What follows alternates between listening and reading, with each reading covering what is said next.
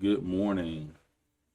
Good to see everyone this morning. Calling our meeting to order at 8 a.m. Of course, we have a short agenda that's in front of us. Any concerns about the consent agenda? No. All right. Any concerns about old business in regards to changing the land development code for that? All right. Any concerns about the public utilities on the agenda? Public utilities? Number 11. Number Oh, 11, no. yeah. It's so short I just memorized it. And then all right, so if there's no other concerns, then we'll get to our discussion in regards to the International Property Maintenance Code. So what we'd like to do is just over these next few weeks, just look at it chapter by chapter with our suggested changes, the input that you get from others, and regarding those changes, and looking at the code. I think we had a good workshop. I think we received a lot of input from the community. Will say I was a little disappointed that we didn't get as much specific, specific communication in regards to the changes of the International Property Maintenance Code.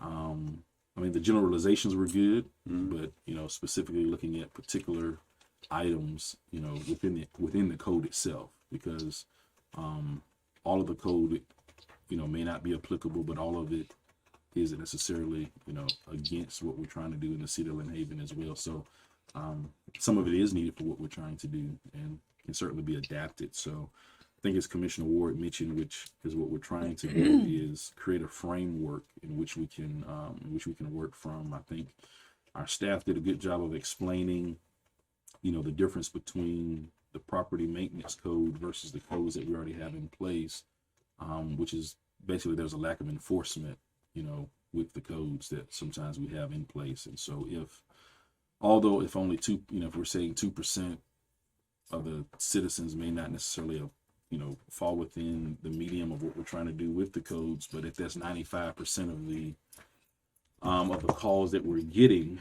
then that certainly creates an issue as well. But want to look at it and just get your input from it. We have in front of us some suggestions from Commissioner Ward in regards to changes for Chapter 1.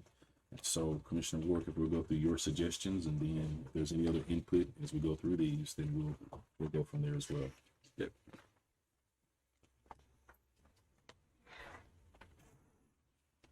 Commissioner Ward? So you want me to just go line by line? Yeah. So the first one's pretty standard. That's pretty much what just about every municipality does. They insert their part where it says name of jurisdiction, which is designed for us to fill in ourselves. Next one was 102.3, where it says the application of other codes, and it had a lot of the international codes in there. And I put the suggestion of replacing it with city code, Florida building codes, the Florida fire prevention code, and the National Electric Code. And Yeah, I think that's good. I think we, just look at what other codes we've adopted, like what has the building department adopted. Yeah. And then when we get to like fire maintenance and those things, what specific codes have we adopted that would be applicable to the city of Lynn Haven as well. So yeah, I think it's just sort of a full sweep of whatever we've adopted specifically as a city to be there across the various components of the And, as you go through the rest of the code, they refer to some of these international codes. So we'll probably, I don't know if there's a way to just amend it for the whole thing, or if we have to amend it each section that, hey, even though it says International Building Code, we want it to say Florida Building Code or something like that. I think so. Yeah. You have staff over there, Charles here. He's here. You can come up. Do you think that'll be what we're thinking is to just find and replace all of the international code verbiage with what we've adopted here locally as a city, whatever Florida code is applicable to that, or whatever city code is applicable in those sections, to just do that for the whole document. Although we're saying here chapter 1, but really just talking about the whole document of replacing that. Would that be a concern or issue? Yeah, you could do pretty much anything. A lot of cities have done that, taking out, they piecemeal whatever they needed or whatever the city is looking for to enforce. Got it. And I know those are codes that we've already adopted as a city. Has been what's already listed on your site and the other sites. And I think Chief, you've already adopted some. I mean, like you use some of the national codes or national. Yeah, that's correct. We use the Florida Fire Prevention Code and the National Fire Prevention Code. Okay. Yeah, theirs is already established by the state, Yes. and but their sections in NFPA mostly, Right. and then our sections through ICC, which is apples and oranges, to be honest with you. Right. But I do see some parts that deal with fire. Yeah, we could just remove so- that. Yeah, because theirs is more stringent than the ICC version. Got it. So we can just replace the parts that are in here with their part. Yes, sir. And then, okay. Once we get to that part, we can replace it with that. So is that good? Yeah. Okay. Thank you. And then the next one I had was 103.1, which is, this is our design to insert your code compliant agency. So I put building department and code enforcement department. I don't know if that's the right terminology. Yeah, hey, Commissioner Ward, this is Kevin. And we, in the ordinance draft, on those ones that all have blanks in them, we've already got that laid out in there as far as the name and the name of. So that's already been done in the draft ordinance. Oh, okay. And then 103.2, the appointment, it says code official, but I was wondering if we should replace that with inspector, because that's what we use in our Lynn Haven Municipal Code. We could do, he's considered a building code official and then administrator and It's by then, statute, yeah. statutory language. yeah. So what would it be, administrator? Just administrator or Building code administrator. building code administrator? Okay.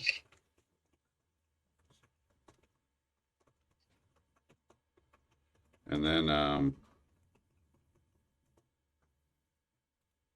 then the chief, it says chief appointing authority of the jurisdiction.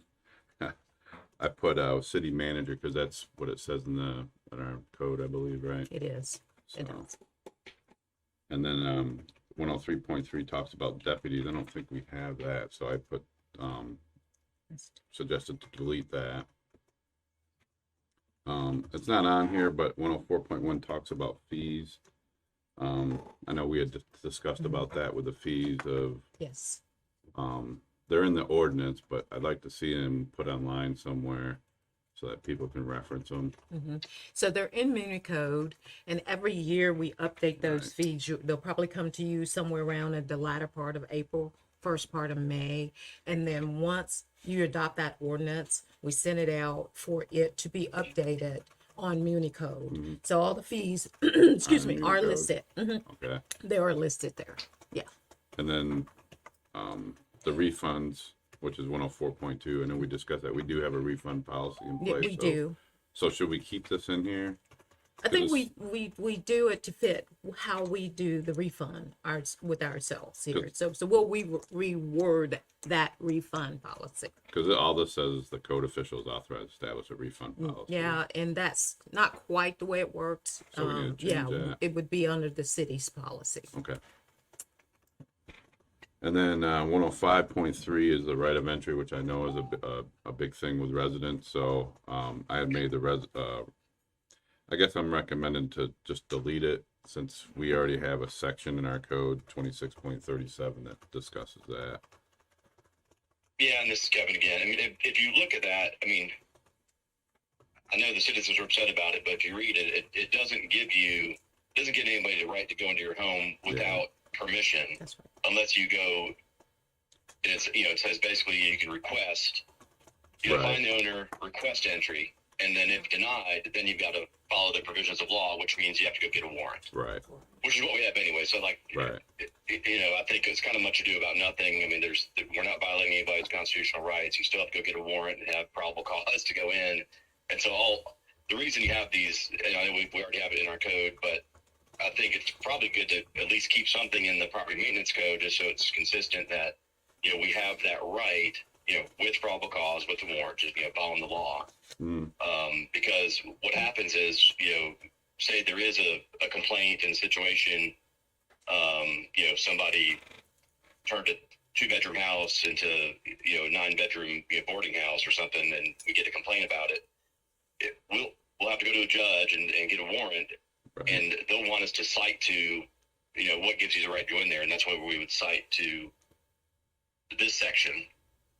But because it's we're trying to enforce the stuff that's in the property maintenance code, where under what we have already, that's more for your general code enforcement, maybe like a nuisance abatement situation. So I don't think there's anything wrong with leaving a right to entry section in this property maintenance code.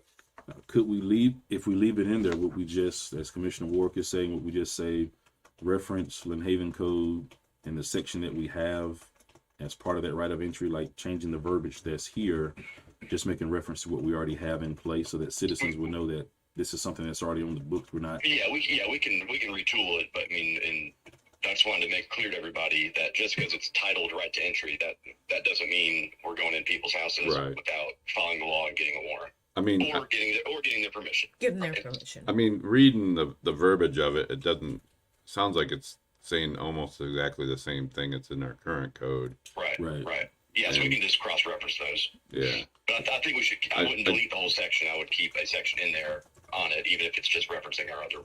Yeah, I would just reference it then. That is what I would Okay. say.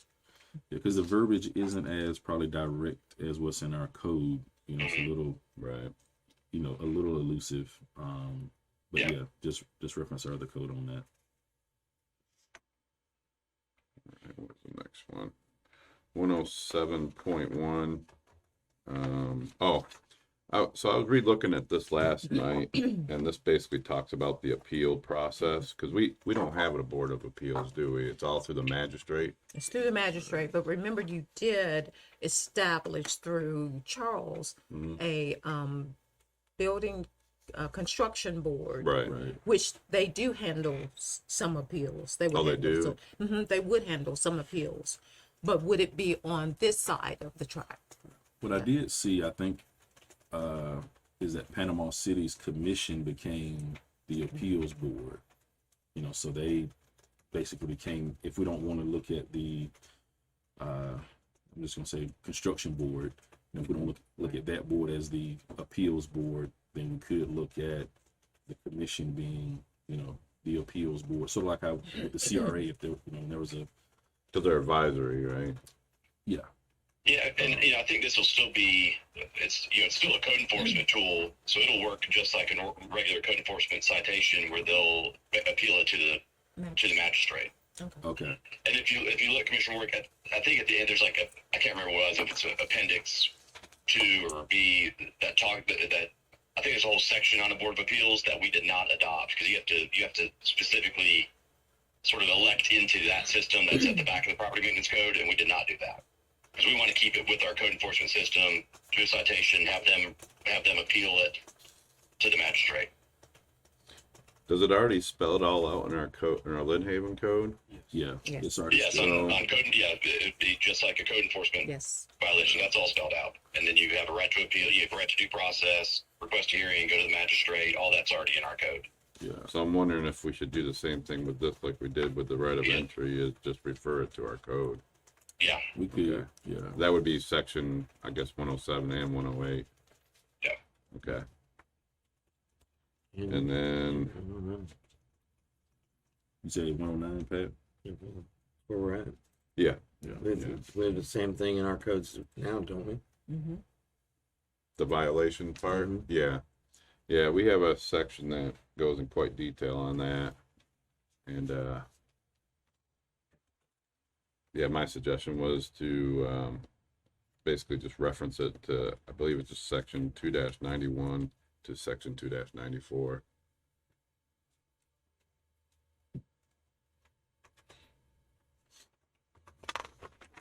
And then the last thing I had was on 1012.6. It says actually,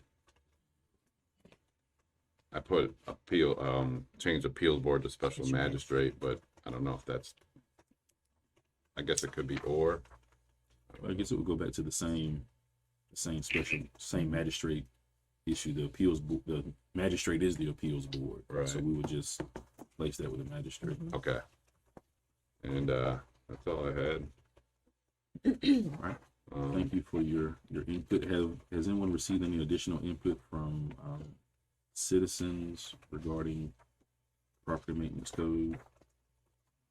Or while we're on chapter 1, is there any other input that you all have regarding chapter 1 for suggested changes? The biggest thing was the right of entry. Yes, for me too. Yeah. That seems to be the biggest complaint. Yeah. And I think, again, some of it's just verbiage, right? And I think some of it's just not, I don't disagree, but I think it is educational and informational for our citizens to know what the process Right. is. So if they do get approached, they know what their rights are and Right. what they can and can't do. Yeah. Basically, the way I read it is code enforcement shows up and they say, they ask if they can come in, and they can say, yeah, and they can say yes or no. If they say no, they can't go in. And if they can't go in, if they still feel like they're required to go in, then there's a process for that, which means you need to go out and get a warrant before you can go in someone's house. Yeah. There's 3. That's right. Consent, search warrant, or exigent circumstances that we can go inside of them. Like emergency type thing. Correct. Okay, yeah, makes sense. 3 things. Protects Fourth Amendment. Yep. Cool.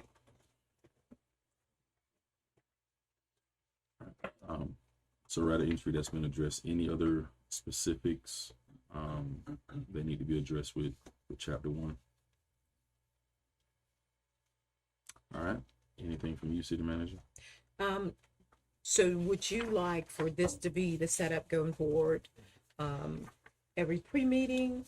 And then are we gonna come back and go through these things again at the commission meeting for residents? How do you want us to set this up in terms of the agenda and the pre-meeting itself? I think pre-meeting, we'll keep it this way. That way we can discuss more in the pre-meeting. And then at the actual commission meeting, we can just provide updates as to what we've talked. discussed, some of the highlights as to this is what we've discussed. And has anyone gotten any feedback from the pre-meeting to commission meeting on chapter 1? Okay. So for example, we have some citizens that are here, we have some people that are going to hear it. And so somebody might come in and say, well, I think I should do this with chapter 1. Mhm. And then we can address those. But no, the plan is not to rehash everything we went through today Okay, Right. okay, in the gotcha. commission meeting. So if we're all in agreement with what we've just discussed, then, ask that we all make those updates to it. Okay, And then we'll update the public on Tuesday. This is what we've done. And okay, we'll go from there. And if anyone's received any feedback or input from the public about any other suggestions, then we can review that then. But we're not going to ask Commissioner Ward to take us through, That, all of yeah, these again. yeah. So yeah. So we'll just get you kind of a synopsis of what you talked about today, and we'll get that to you, so you'll have a list of those things. Am I correct? Yeah. And I'll say that chapter 2, I think, is going to be quite easy because chapter 2 is just the definitions, and I only had a couple things on that. So Yes, I think once we get to chapter 3, that's when we really get into the meat and potatoes of things. But I wanted us to, hear what our residents were saying, which is asking us to really take a deeper look at it, as we make the different. and this is the right thing when you look at the International Property Maintenance Code and how it's designed to work. They even recommend that you do this. Yeah. So we probably should have done this from the get-go, but we live and learn. So All right. Awesome. And just 2 more things, actually. Commissioners, just to remind you that once we get the art up from Schools of Black History, you will be able to go in and judge on Monday afternoon and then on Tuesday until noon, because we'll have to tally up your picks and then announce those winners before commission meeting. And that's kind of the way we've done it in the past. And so remember that many parents will come out to look at the art that will be up in the senior center and listen for their child's name to be called if they are one of the winners, of the art or essay contest. And so we probably will get those scoring sheets to you today, or we will have them set up for you on Monday when you come in. So just remember that you'll be doing those two things there. And Tuesday is kind of finale of Black History. After we've looked at the setup, then at 3:30, I think we will have a small speaker, kind of a question answer session, and then about 4 o'clock we'll start to announce the winners, which is pretty awesome thing that we have so many kids that submit art. It's pretty cool. Okay. Awesome. Anything else for the good of the order before we go? Good. Question. Yes, ma'am. So the next time we meet, we're going to review again, just briefly, chapter 1. No. What you talking about meeting Tuesday? No, the next workshop where we're discussing Right. So we're this. dealing with chapter 1 now. Next time will be chapter 2. Okay. Yeah. So now, unless there's something that you want to suggest for chapter 1, so I'm not saying that once we move past chapter 1 that you can't go back and say, hey, I saw this and maybe we should change that. But we won't review chapter 1 again. We'll move to chapter 2, and then each meeting will be the subsequent chapter Chapter after one's that. going to be on the agenda. Right. Tuesday. So chapter 1 will be on the agenda Tuesday. Because once the citizens learn that we're reviewing this, I suspect we'll have more input. Always Right. is. And so once we receive input, so if someone calls you, then just provide us that input, and we can go back and say, okay, let's look at chapter 1 and see if that's something we want to change or adapt, or if there's a way that we, need to change it. So, but as a commission for us discussing it, we'll be moved on to the next chapter at that point. All right. Any other questions? No. All right. Awesome. Well, thank you all for coming out this morning. Enjoy the rest of your day. Awesome. Meeting adjourned.